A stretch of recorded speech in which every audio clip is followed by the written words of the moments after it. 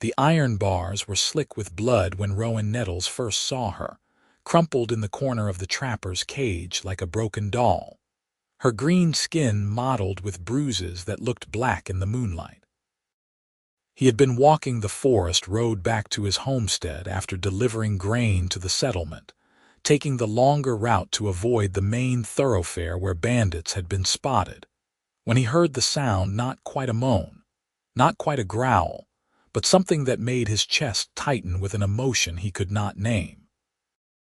The cage sat in a clearing just off the path, barely visible except for the pale gleam of moonlight on metal, and he knew immediately what it was. Garvey the trapper had been bragging in the tavern for weeks about his latest catch, about how much coin the military garrison would pay for a live orc to parade through the streets before hanging. Rowan should have kept walking. Any sensible man would have. Orcs were the enemy. Everyone said so. The green-skinned savages who raided farms and killed livestock and murdered travelers on the roads. But as he crept closer, his hand on the knife at his belt more out of habit than any real sense of threat, he saw that the thing in the cage was not a monster at all.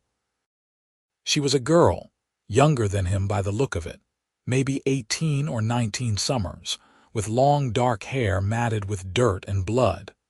Her tusks were small, barely protruding past her upper lip, and her pointed ears drooped against her head. She wore the remnants of leather clothing, torn and filthy, and her eyes, when they flickered open, were not the feral yellow he had been taught to fear, but a deep amber that reminded him of honey. Those eyes fixed on him with such exhaustion, such resignation, that something cracked in his chest. She did not snarl or threaten. She simply looked at him, and then slowly, deliberately, she closed her eyes again as if accepting her fate, as if she had given up hoping that anything good might happen to her in this world. "Damn it all," Rowan whispered, and he moved to the cage door. The lock was crude but sturdy, meant to hold against brute strength rather than clever fingers. He had grown up helping his father repair gates and traps on their farm, had learned the way metal worked and how mechanisms fitted together.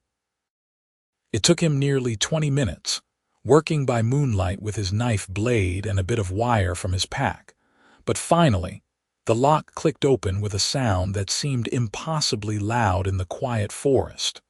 The girl's eyes snapped open. She stared at him, her breath coming quick and shallow, her whole body tensed as though expecting a trick or a trap worse than the one she was already in. Rowan pulled the cage door wide and stepped back, holding his hands out to show they were empty. "Go on," he said softly. "Get out of there. Garvey will be back with the dawn, and I would rather not be here when he finds his merchandise missing." She did not move. Her amber eyes searched his face, darting from his eyes to his hands to the knife still hanging at his belt. She was trying to understand what kind of trap this was, he realized, why a human would free her. "I am not going to hurt you," Rowan said, keeping his voice low and steady the way he did with spooked horses. "You can go. Run back to your clan or wherever you came from. Just go quickly before someone sees." Still she did not move. Her lips parted and he heard her draw a breath, but no words came out. Then slowly, painfully, she began to crawl toward the open door. Her movements were stiff and awkward, and he saw that her left leg was injured, the calf wrapped in a crude bandage that had bled through days ago. She made it to the threshold of the cage and then stopped, swaying, and Rowan realized she did not have the strength to run anywhere at all. "Hell," he muttered, and before he could think better of it, he stepped forward and slid an arm under her shoulders. She flinched violently, a sound like a wounded animal escaping her throat, but she was too weak to pull away. She was lighter than he expected, or perhaps that was just how frail she had become in Garvey's care. He could feel every rib under his hand, could smell the sour stink of infection from her leg. "Easy now. I have got you. My farm is not far. I can get you cleaned up, fed, and then you can go wherever you need to go." She made a sound that might have been a protest, but her body sagged against him and her eyes fluttered closed. Rowan adjusted his grip, took her weight more fully, and began the long walk back through the forest to his homestead. Every few minutes he stopped to listen for sounds of pursuit, but the woods remained quiet except for the normal sounds of night birds and wind in the trees. His farm was small, just a single-room cabin with a barn and a few fields. He worked alone since his father had died 2 winters past. It was not much, but it was his, and it was safe. He laid her on his own bed, the only real bed in the cabin, and lit the lamps. In the warm yellow light, she looked even worse than she had in the moonlight. Her face was swollen on one side, her lips split, and the bruises ran down her neck and disappeared under her torn clothing. The wound on her leg was bad, festering and hot to the touch. He had seen infections like that before, had lost neighbors to them. If it was not cleaned and treated properly, she would die, perhaps within days. Rowan had no training as a healer, but he had learned a few things from necessity, from patching himself up after accidents on the farm and tending his father in his final illness. He fetched water from the well and set it to boil, gathered the clean cloth he kept for bandages, and dug out the small bottle of spirits his father had treasured for special occasions. He was going to need it to clean the wound, and he suspected the girl was going to need it more than he did. When he returned to the bedside, she was awake again, watching him with those wary amber eyes. He showed her the cloth and the bottle. "I need to clean your leg," he said. "It is badly infected. This is going to hurt, but if I do not do it, you will lose the leg or worse. Do you understand?" For a long moment she just stared at him. Then, slowly, she nodded. Her hand moved to grip the edge of the bed frame, her knuckles going pale with tension. Rowan took that as permission and got to work. He cut away the filthy bandage and bit back a curse at what he found underneath. The wound looked like something had bitten her, or perhaps the cage bars had gouged her when she was first captured. It was deep and jagged and oozing. He cleaned it as gently as he could, but when he poured the spirits over the raw flesh, she made a sound that would haunt him, a kind of choked-off scream that she tried desperately to muffle. Her whole body went rigid, her back arching off the bed, but she did not pull away. She let him finish. When it was done and he had wrapped her leg in clean bandages, she was trembling all over, her face slick with sweat.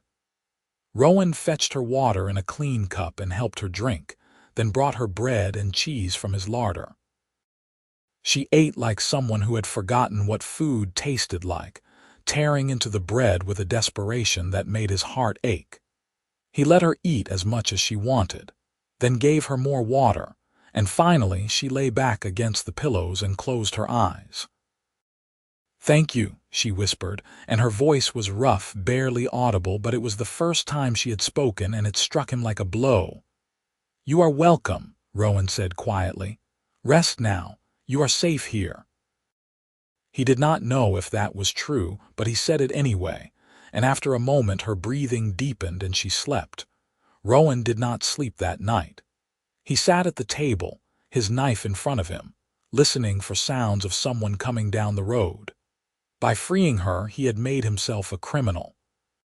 Theft of property at the very least, possibly treason depending on how the magistrate wanted to interpret the law. If Garvey tracked her here, if anyone found out what he had done, he could hang. But every time he considered waking her and sending her away, he remembered the way she had looked at him in the cage, the resignation in her eyes, and he knew he could not do it. Dawn came and went. The girl slept through the morning and into the afternoon, waking only once to drink more water before falling back into exhausted slumber.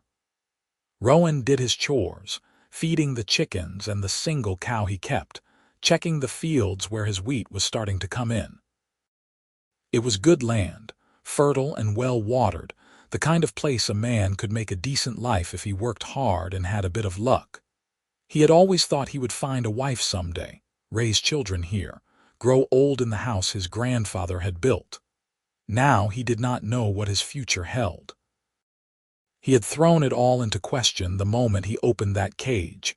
It was evening when she finally woke properly, her eyes clear and focused. She pushed herself up on the pillows, wincing at the pain in her leg, and looked around the cabin with a wariness that seemed ingrained in her very bones. Rowan was at the stove, stirring a pot of stew he had made from vegetables and a bit of salted pork. He ladled some into a bowl and brought it to her. "Eat," he said. "You need your strength." She took the bowl with both hands, cradling it as though it were precious, and drank the broth directly before using her fingers to fish out the chunks of meat and potato. When she was done, she set the bowl aside and met his eyes directly. "Why did you free me?" Her voice was stronger now, accented but clear. Why would a human risk his life for an orc? Rowan sat down on the stool beside the bed, suddenly aware of how tired he was. "I do not know," he admitted. "It seemed like the right thing to do. You were hurt and caged, and I could not just walk past." Most humans would have. There was no bitterness in her voice, just a flat statement of fact. Most humans would have cheered to see me hang. "Maybe." Rowan ran a hand through his hair. "But I am not most humans, I suppose. My name is Rowan Nettles. This is my farm. You can stay here until your leg heals, and then you can go wherever you need to go.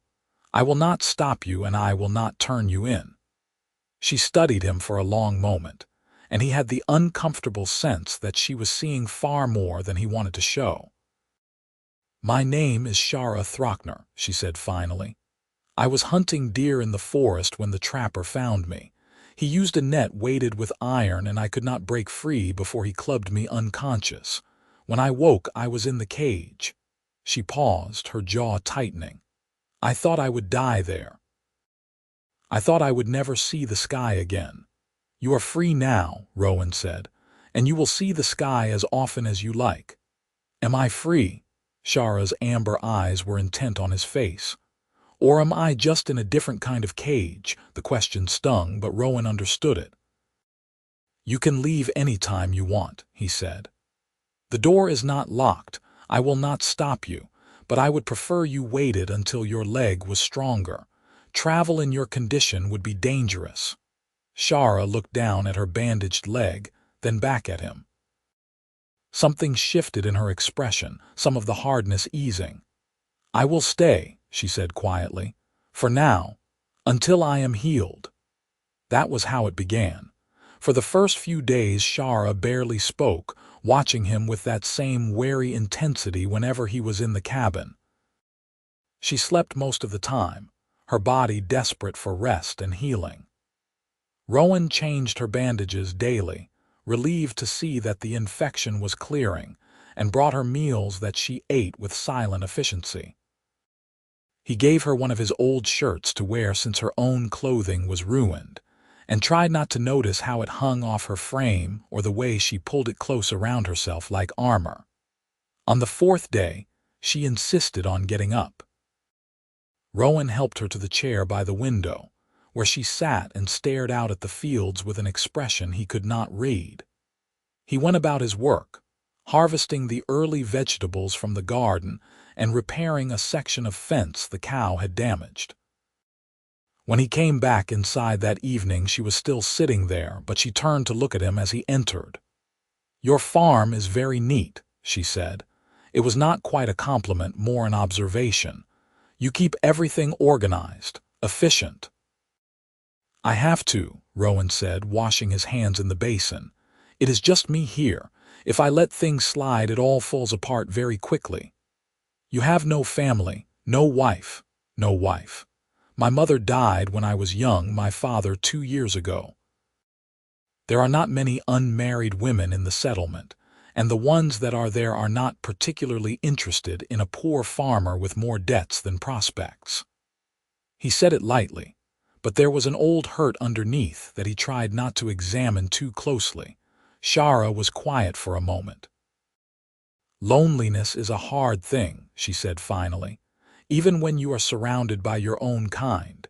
He looked at her sharply, hearing something in her voice. "Were you lonely in your clan?" "Yes." She did not elaborate, but her hand moved to touch her small tusks self-consciously. "I was always too small, too weak. My tusks never grew properly. Some of the warriors said I had human blood, that I was contaminated. It was not true, but it did not matter. I was different, and different is dangerous among orcs. They did not mourn when I went missing." Rowan felt a surge of anger on her behalf, which surprised him. "Then they were fools," he said. "You seem plenty strong to me, wounded leg and all." She looked at him with something like surprise, and for the first time he saw her lips curve in what might have been the beginning of a smile. It transformed her face, made her look younger and softer. "You are a strange human, Rowan Nettles." "So I have been told," he said, and set about making dinner. The days began to fall into a rhythm. Each morning Rowan rose with the sun and did his chores while Shara slept late, her body still recovering. When she woke, he would help her outside, where she insisted on sitting in the sun despite the risk of being seen from the road. "I cannot stay hidden forever," she said when he expressed concern. "And I am going mad staring at the same four walls." He understood that, so he let her sit on the porch while he worked in the fields nearby, always keeping half an eye on the road for trouble. She was healing quickly now, the resilience of her orc blood showing through.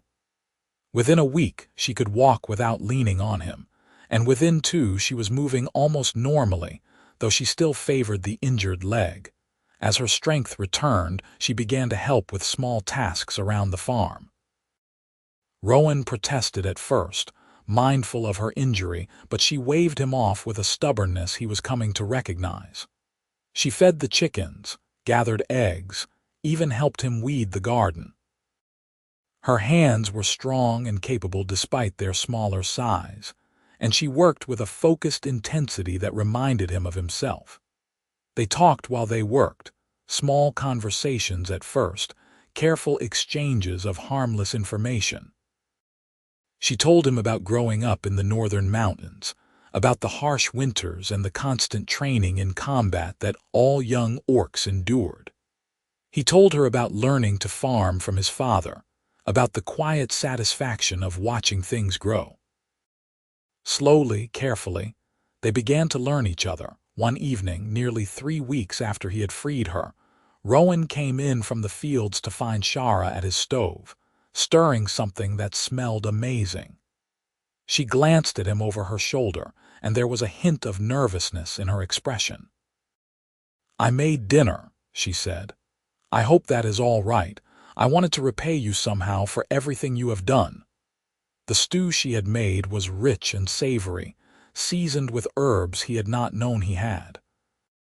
They ate together at the table, and for the first time it felt less like a farmer and his invalid guest, and more like 2 people sharing a meal. When they were done, Rowan cleared the dishes and found himself reluctant to have the evening end. "Tell me about your clan," he said, sitting back down. "What was it like?" Shara was quiet for a moment, her fingers tracing patterns on the wooden table. "It was hard," she said finally. "Orcs value strength above all else. The strong lead, the weak follow or die. There is honor in it, in a way. Everyone knows where they stand. But it leaves no room for those who do not fit the mold." She paused. "I tried to be strong. I trained harder than anyone, fought until I could barely stand. But I was always just a bit too small, a bit too slow. Eventually I realized I would never be enough for them." "You are enough," Rowan said, and the words came out more fierce than he intended. "You do not have to be the biggest or the strongest to have worth." She looked at him, her amber eyes wide, and he saw something vulnerable in her expression, something that made his chest tighten. "You really believe that?" she said, and it was not quite a question. "I do." They sat in silence for a while, but it was not an uncomfortable silence. Outside the window, the summer evening stretched long and golden, and somewhere in the fields a night-bird began to sing. The trouble came on a hot afternoon in late summer. Rowan was in the barn, sharpening tools, when he heard the sound of horses on the road. His blood went cold. Visitors were rare this far out, and rarely good news. He moved to the door and peered out, his heart sinking as he recognized Garvey the trapper and two men from the settlement, both known for their dislike of orcs and their eagerness to enforce what they saw as proper order. Shara was in the garden, visible from the road if anyone cared to look. Rowan moved quickly, crossing the yard in long strides. "Inside," he said quietly. "Now, hide in the loft and do not make a sound." She read the urgency in his face and moved without question, disappearing into the cabin just as the riders turned into his yard. Rowan forced himself to walk calmly, casually, to meet them. "Garvey," he said with a nod.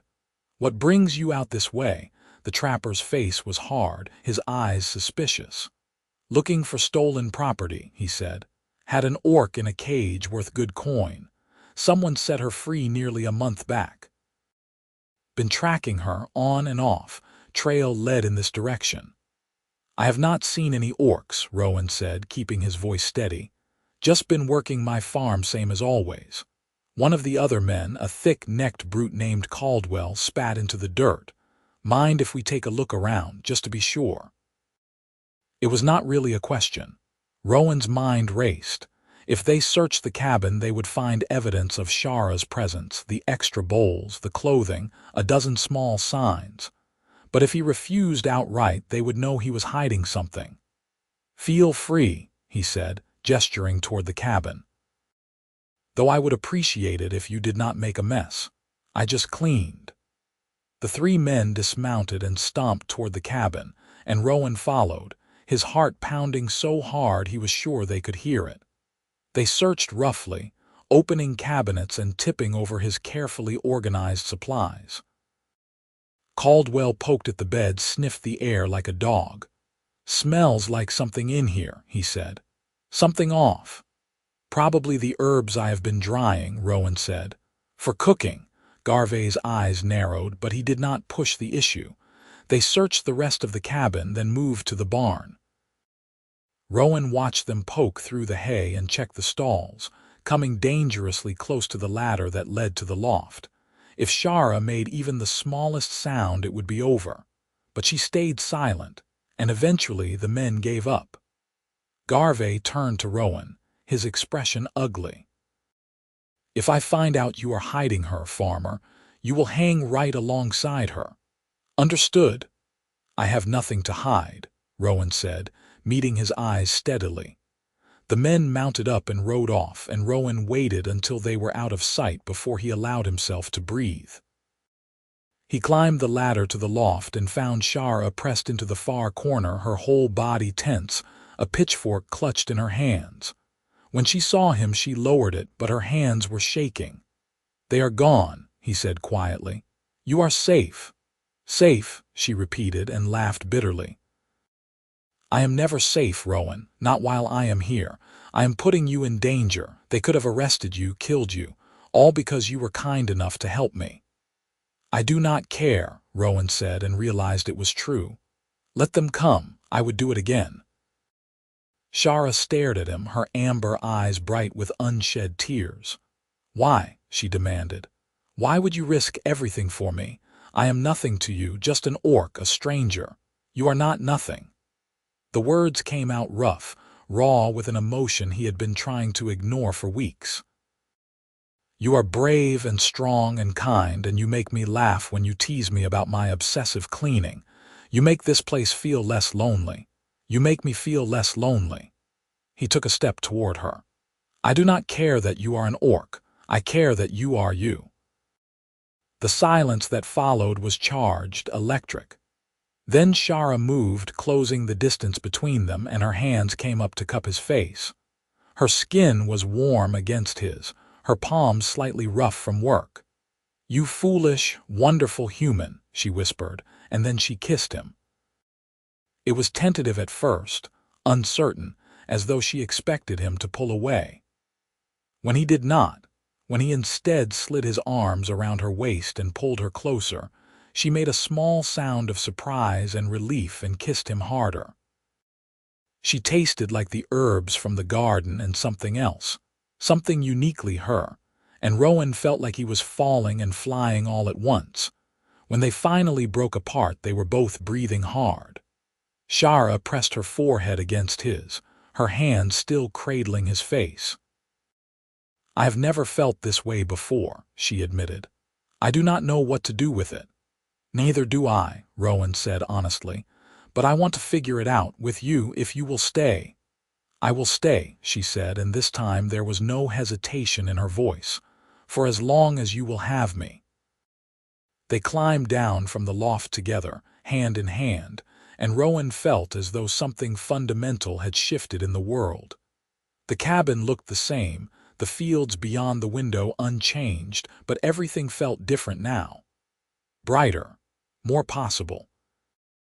That night they lay together in the narrow bed, not as strangers or patient and caretaker, but as something new and fragile and precious.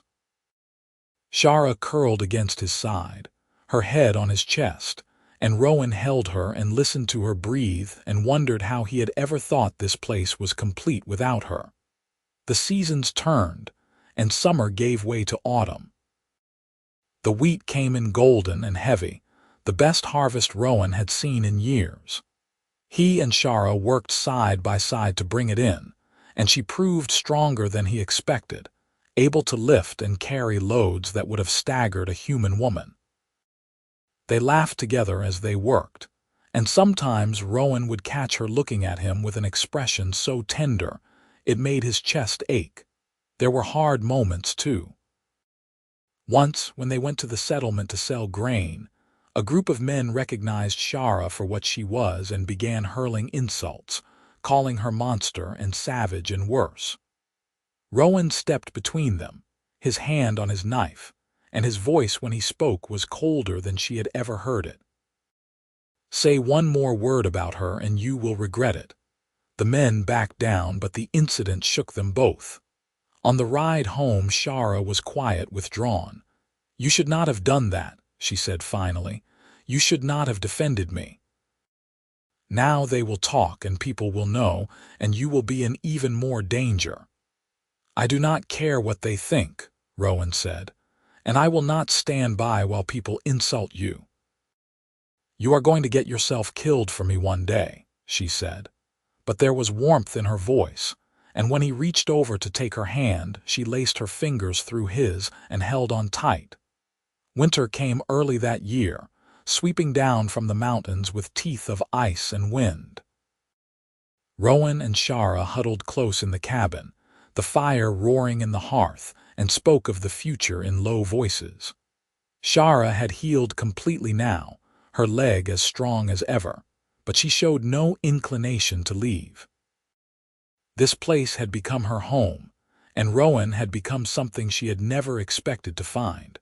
Someone who saw her not as an orc or a burden or a mistake, but simply as Shara. On the longest night of the year, when snow was falling thick and soft outside the window, Rowan took her hand and led her to sit by the fire. His heart was pounding, his mouth dry, but he forced himself to speak. "I have been thinking," he said, "about the future, about what we are building here." He paused, gathering courage. "I know we cannot marry, not legally. The church would never perform the ceremony and the magistrate would never recognize it. But I do not care about that. I want you to know that you are my wife in every way that matters, my partner, my love. And if you will have me, I will be yours for as long as I live." Shara's eyes were bright with tears. She reached up to touch his face, her thumb tracing his cheekbone. "I am yours already," she said. "I have been since the moment you opened that cage. You are the first person who ever saw me as something other than a disappointment or a weapon. You are my home, Rowan Nettles, and I will be your wife in every way that matters, today and always." They bound their hands together with a strip of cloth, making their own vows in the firelight, and when they kissed it felt like a promise, like magic, like the beginning of something that would last far beyond their individual lives. The winter passed in a blur of quiet days and long nights, of learning each other in ways both tender and fierce. Rowan taught Shara to read, painstakingly working through the handful of books his father had owned, and she taught him some of the Orc language, the harsh, beautiful syllables that sounded like gravel and song all at once.